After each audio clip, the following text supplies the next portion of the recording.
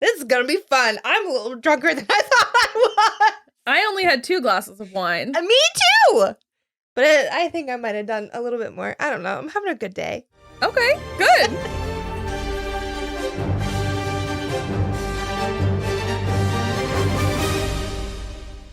Hello, everyone. I'm Kristen. And I'm Rachel. And this is So I'm Watching The Gilded Age, Season 1, Episode 5, Charity Has 2 Functions.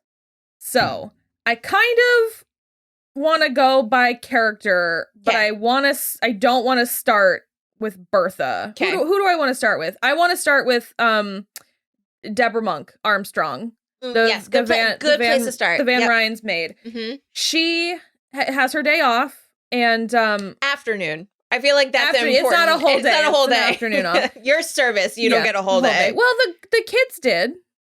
Or was it a night they off? got an evening off. Okay. Yeah. All right. You have a household to run. A whole thing. Yeah. All right. So Mrs. Armstrong, Deborah Monk, she's amazing. She has her afternoon off, and she goes across town after having been given what looks like lovely pie by the cook. R.I.P. that pie. R.I.P. that pie, indeed. And so she goes, and we find out that she has like a very ailing mother who she cares for whenever she can. And there's like a boarder in the same house who like brings her water, but all he does is sleep in the apartment. I mean, he probably works at a factory. Yeah. And so he's working. This is before the Industrial Revolution. So I'm sure it's probably like right at the turn. 1880? I feel like the Industrial Revolution was like early 1900s. Like, so 1880 to like 1910. Please be right, please. 1760, Rachel. What? Yeah. The Industrial Revolution was the transition to new manufacturing processes in Great Britain, continental Europe, and the United States in the period from about 1760 to sometime between 1820 and 1840. It's well done by this point. Because they have steam trains, and they have...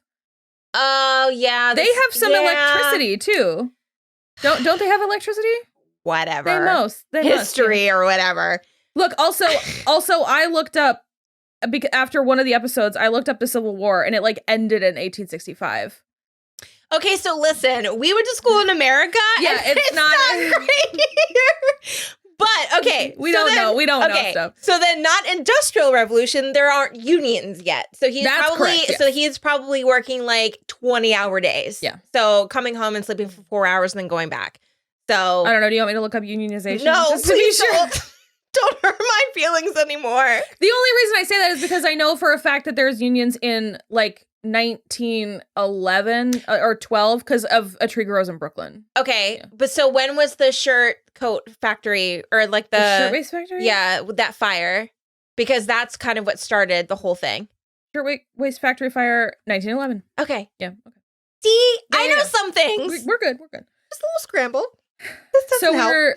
Yeah, okay. So, Armstrong's mother is not doing great. She's also a real bitch. Yeah, real fucking grumpy. Yeah, if we're talking about blood on people's hands, Armstrong could use a little more blood on her hands. That's all I'm saying. You know, just make the meal taste a little bit more almondy, if you catch my drift. Yeah. And so then I'll go sort of a relatively equal jump across to the Russell house, which is Adelheid wants to be Gladys's lady's maid because she's been studying Turner. Mm-hmm.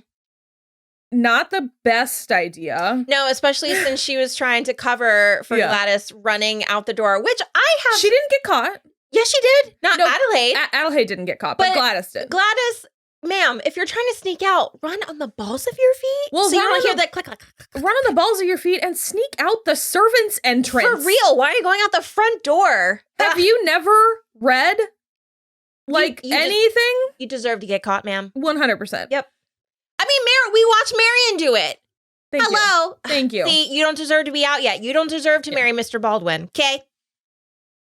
Well, he is. We'll get there. Regardless, Adelheid wants to be the lady's maid, and Mrs. Bruce, who is, I think, my favorite of the Russell staff. Yeah, and I'm just interested to see what kind of shade we get with her. Yeah, she's very good. I like her quite a lot. She basically goes to Gladys, and she's like, you like Adelheid, right? And she's like, I do. she's like, would you like her as your lady's maid? And Gladys is like, I literally don't care as long as I don't have another governess. Well, but she also thanked her for considering her opinion, which it's great. You're the first person who's asked my opinion on my own life. Yeah. And Mrs. Bruce kind of smiles and is like, okay, we'll see what we can do. So she does. She gets promoted. Adelheid looks so cute in her little black dress. And then Turner is put the fuck out. I hate Turner. Why didn't she die on the train? Right? Come on.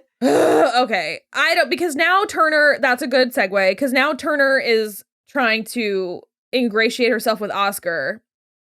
She's not trying to sleep with him, it doesn't seem. She's trying to scheme. But she's trying to scheme, and she basically is like, they wondered where you've been or whatever, and he's like, oh, I didn't think my presence would be helpful or whatever, and she's got his number. She's like, you didn't think that the Russells would survive the scandal or whatever, and he's like, that's not it at all. And we all know it is.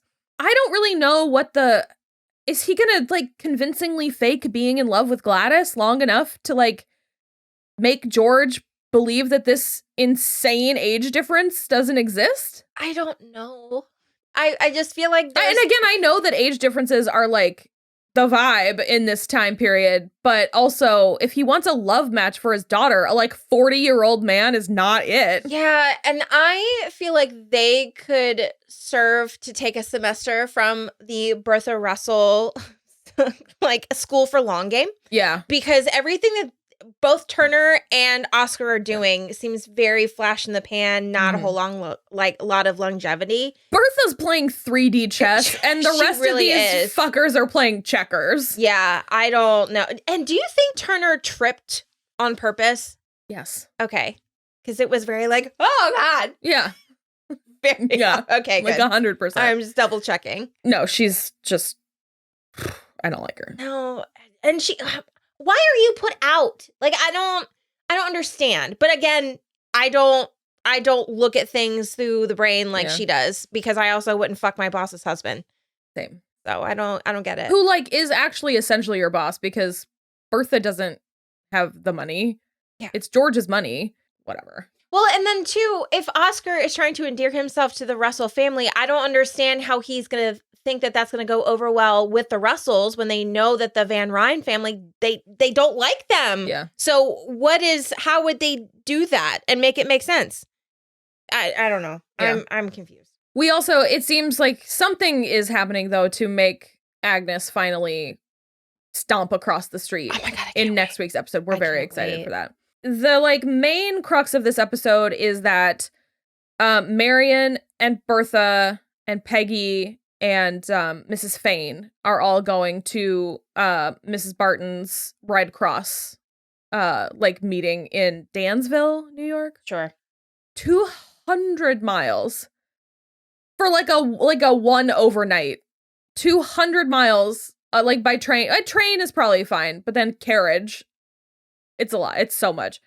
And I feel like, okay, so this might be for a very niche part of our audience, but if you are on TikTok or Instagram, anytime I see a train vista now, all I want to see is just Francis Bourgeois running alongside the train tracks. The 73962. Oh, it's it. It's it. Beautiful 73962. Dick my butt. What a beautiful locomotive she is. Just jumping and yelling with this like overhead camera. Because when we got the train thing when they were on their way to the to Danville, I was just like, "Where's Francis? Yeah, where are not you?" There. Nope. Way too soon. I know. Way too early for him. But I mean, and to make a 200-mile trip for just that little bit of an event that we saw, where we just had 3 soldiers standing there announcing Clara and being like, we're opening not 1 but 3 locations because of Mrs. Russell. Yes, and then they have a dinner and then that's it. So it's like, wow, you really traveled all that way for that. A little bit more happens because Mrs. Morris is there. Ma'am. The audacity. Everybody is on Mrs. Russell's side now. And for Mrs. Morris to just be like, well, she's got blood on her hands but can't stand the sight of it. And it's like, that is a man with 3rd-degree burns over his entire body. Right. What do you want to look at it? Mm-hmm. I don't want to look at it. And I know it was fake. Yeah. I know it was makeup. And I think that she also called her the murderer's wife. Come on. Look, choices were made, but also choices were made. So why still have an attitude? And then she also turned it on Mrs. Fane, where she was like, you are gonna how did she phrase it? Where she was like, my husband's gone, my money's gone, my house is gone, and you're going to like turn your back on me or whatever for Mrs. Russell. And Mrs. Fane basically is just like, shut up. You have to. She's like, why do you keep saying these awful things? Like, it's just like so pointless. And she's like making a spectacle of herself. Right. And the whole event by being such a bitch about it. And it's just like, look, a bad thing happened, but like, Bertha didn't do it, and neither did George. Like, your husband is the one who did it. And again, like we talked about a couple weeks ago, when it actually happened, when he actually killed himself, I'm just sort of like, if he had only waited, if he had just slept on it, like it would, again, everybody in the comments was totally correct. Half of the issue was the shame of having gone on his knees in front of all of the men begging. But again, it's like, I feel like you can like have a couple of good months and you can kind of overcome that, right? To an extent. I don't know. It would have been less shameful than what's happening right now to Mrs. Morris. So, and if it was that shameful, maybe instead of doing what happened, you should move to Chicago. Chicago at this point is like very new and kind of like up and coming. So then move your family to Chicago. Still be in some sort of society. You could be there for the birth of Al Capone. Oh my God, yeah. But so we have that bookended with Clara Barton, who's just like, I just need money. I don't care where it comes from. Even Mrs. Chamberlain. Yeah. She's like, I know of her reputation. It's fine. She's like, Marion. Because Marion's like, I've met her a couple of times. And Mrs. Fane is like, and she's like, can you like get her on board my cause or whatever? And she's like, I'll see what I can do. And I'm just like, yeah, I feel like Clara Barton is saying what we've been saying from the beginning. I don't care where the money comes from as long as it comes. Right. It's charity. Yeah. I need money. I need my cause out there. Mm-hmm. I need my cause funded. Give it to me. Yeah. I don't care where it comes from. Because she literally says the words, I understand that charity is a ladder that people are using to climb up in society. I'm just glad that Mrs. Russell chose my cause as the ladder. Yep. I love it. So that's it for me. Okay, we go back to Gladys. They have decided to have her boy, Archie, over for dinner to see if he's suitable. George basically is like, just have him over for dinner. We'll see. Like, if anything, you know, we can at least handle it once we've met him. As long as we haven't met him, he's like an unknown quantity. So they have him over for dinner. It actually seems to be going well. He's very cute. Very cute. And then it's time for port. And Larry has to go with the women into the drawing room. And so George basically talks to Archie and is like, you're an investment banker. I have connections at this investment bank and they're willing to give you a position. And the only like catch is that you can never talk to Gladys again. And I'm like, ugh. But he does take the opportunity, so he's clearly a shit. Well, because he said, if you don't take it, I will ruin you. You will never work in this town again. Yeah. So, I mean, even though he didn't pull the trigger, I mean, he's already kind of like, he's connected to it. So why wouldn't you believe it if you're in Archie's position? Sure. I just, and then Bertha is like, I want so much more for you. And Gladys is like, but what if I don't want what you want? Yeah. So, which is fair because we talked about it. I mean, I wouldn't like who my parents thought was appropriate for me. Yeah. Because the couple that they tried was kind of like, I mean, I've not done super great for myself, but I've been in therapy and I can say that very comfortably. But, you know, you were already keeping her from society to begin with. She has one connection and it's a good connection. Yeah, he's a decent guy. He's like going to make money eventually. And he genuinely likes her. And he does genuinely like her. And so that's just so upsetting because it's like, in which case, so many green flags. Yeah. And also in which case, Turner's information is not totally correct then because this would be a love match for Gladys. Yes, it would be. And so, So a lot of people in the comments have been saying that Bertha wants like nobility, like English nobility for Gladys, which I'm into. Yeah, absolutely. But you can't have it both ways because, I mean, the pool of a very suitable match that also would be a love connection, I feel like is very, very small. Well, it's the type of thing where it's sort of like, it's like hang around the people you want to be a part of and something will probably stick, you know? So I feel bad for Gladys. She's very heartbroken because despite George's instructions to send a letter later, he very obviously breaks up with her in the drawing room. Goodbye. God bless you all. I was just sort of like, okay, I guess. Whatever. And then we are interrupted there at the end by a telegram that Dorota received. Thank you, everyone, for that. Yeah, she is like an assistant or secretary at Mr. Russell's business. So the telegram comes in, and it turns out that a train has derailed on one of Mr. Russell's tracks. And so there's 3 dead. 3 men dead. 3 men dead. A lot of injuries, but we don't know how many. And so that's the thing I like so much about them is that they're also very proactive about this because Bertha's like, what can I do? And George is like, call Mrs. Barton, like telegram her tonight, tell her to meet us there. We'll be there in the morning and see whatever we can do about it. That's good PR. Yes, it is. It's fantastic. You know? But then the thing for me is he's like, a bad crash could ruin us. And I'm sort of like, how many railroads do you have? Like one crash? I guess if it's bad enough, like if the entire train came off the tracks and like flipped over and killed every passenger, but like it doesn't seem that dire yet. But I mean, what if there was like an animal or something kind of like felt? Well, I don't sounds know. like no. So I guess he owns the trains as well, because what he was saying in the preview for next week is he was like, someone in my company used a faulty axle or like an old axle or something. So that's definitely part of it. And then I think the last thing we really have is Marion, who again goes to Dansville. We also started the episode where she came to Peggy, still very much kind of hat in hand, like, sorry. And then, okay? she's apologized. They're back in like a mostly better place. Peggy's getting published. Marion is like super proud and like happy for her. It's really cute, like how much Marion likes Peggy and like wants to be on a good footing with her.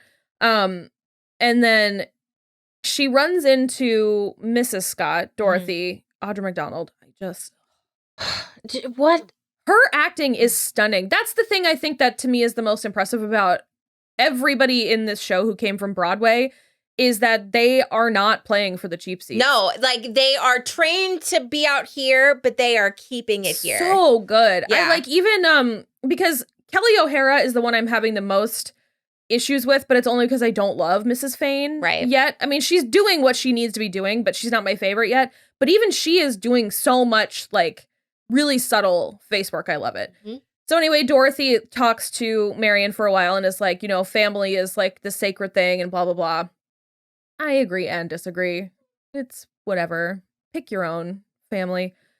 And so then it gets kind of dicey again because Marion keeps like butting into Peggy's family business and is like, your mom talked to me. She wants you to come home. And it's just sort of like, she doesn't need to come home. She has a good paying job and room and board included while she's trying to follow her dreams. Yeah, she's doing fine. It's just totally fine. Let it be. Also, I still am unclear exactly what happened with Peggy and her father because Marion says to Dorothy she feels her father forced her into an impossible situation. And I'm just like, what did he like did she like, because I feel like, and again, this is something from the comments, that he was trying to force her to get married.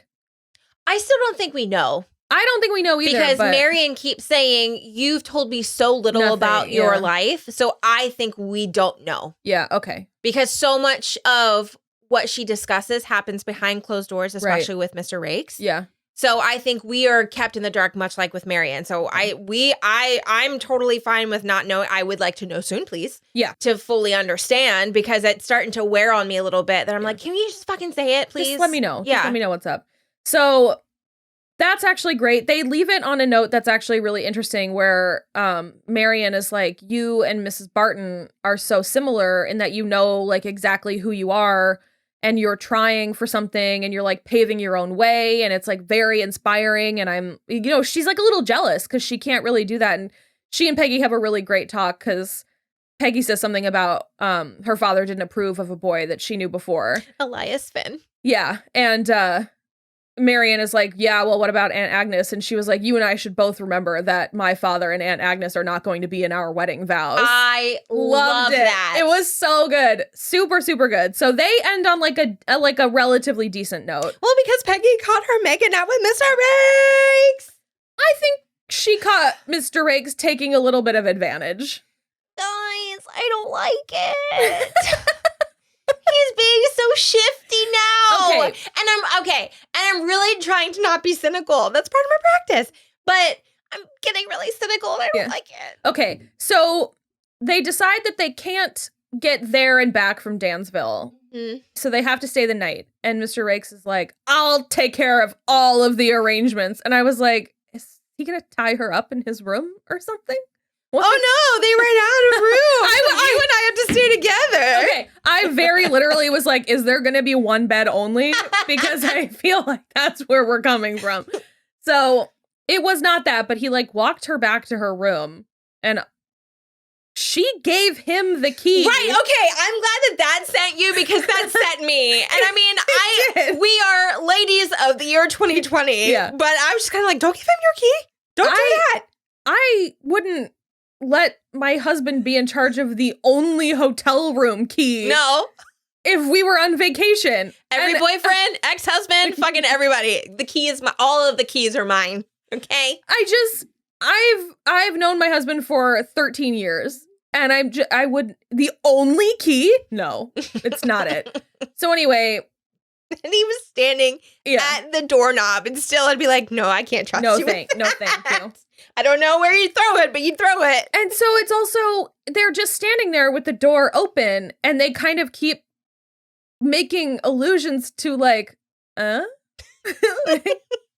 I hope you weren't expecting. It's like they kept on both doing it, like looking and tilting their heads. And I was like, eventually they just get like, so it was so bizarre. And he was like, shit. Because she was like, you can't have been expecting that. And he was like, It was so weird. It was such weird body language, the way they kept both doing it to the same direction of the door. They were having, like, obviously a conversation about sex. I kind of can't believe that she even knows about sex. She thinks that she knows. She at least knows it exists, as opposed to, like, Daphne from Bridgerton, who, like, straight up did not know that sex happened. No. So, I don't know. It was very silly. And so, and he ends up not even, like, he doesn't even ask, which I feel like is sort of a baseline for this period of time, like, to ask to kiss. Because it could ruin her. Right. And so he just leans in and they fucking start making out. And he doesn't look good at it. No, I did not like his kissy face. It was a little chompy. Yeah. Sorry to that man, to Thomas Cockerell. Sorry. So Peggy interrupts because she's a real one.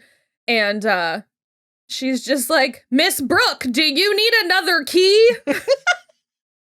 And she's like, no, thank you, Peggy. And then I love when they go in there and she closes the door and she looks over her shoulder like, bitch. Yeah. and then Mary's just like, and then they talk about it, which I love. But it was just a really cute moment for the both of them where it's just after last week and like the horrible shoe situation. Yeah. It was just really nice to have them both bond over something. And it was great. To find out about Elias with Peggy. And then she was just like, I was in love with him and I'd never been in love before. And it was a lovely moment. I like it. I think it's great. I like where they end. I just still think Mr. Rakes is like, he's just social climbing. Yeah. Well, and Marion even says, you know, it might not always be like this. And he was like, do you think that I won't be able to if we get to that point? And she was like, I don't know. I think also part of that she sort of was trying to be like, I don't have money. So like, this is not a thing that like is also, why wouldn't she just be like, you know, I don't have money, right?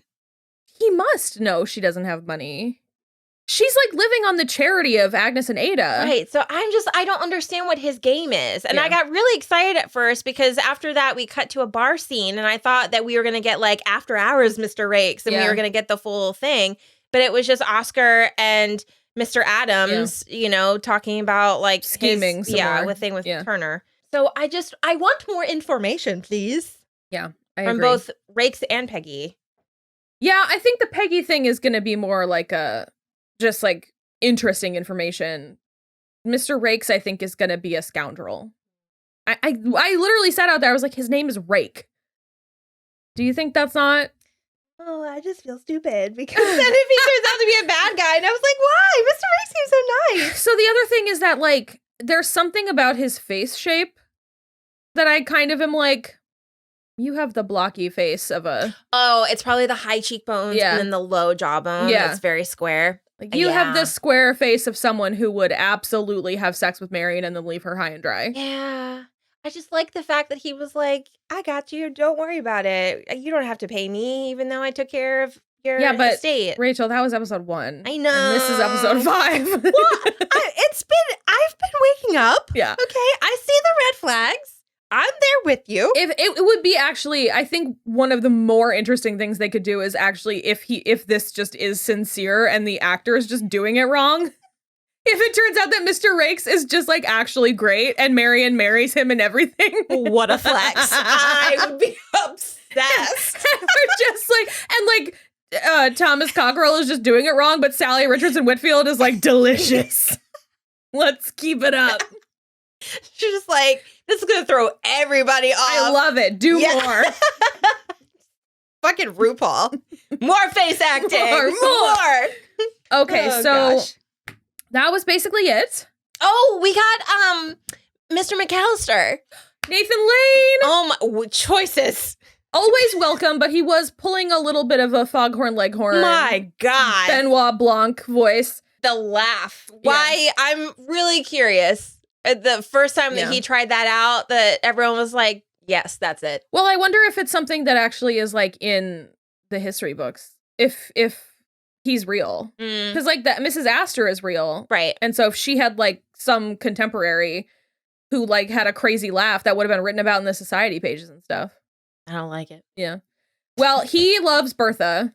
Yes. That he's very charmed by Bertha. And so he's like, pretty soon you're going to be the one that's going to have to like keep your eye out for me. Yeah. Well, because she's new and got all the hot goss. And he's like, tell me everything. Yeah. It's amazing.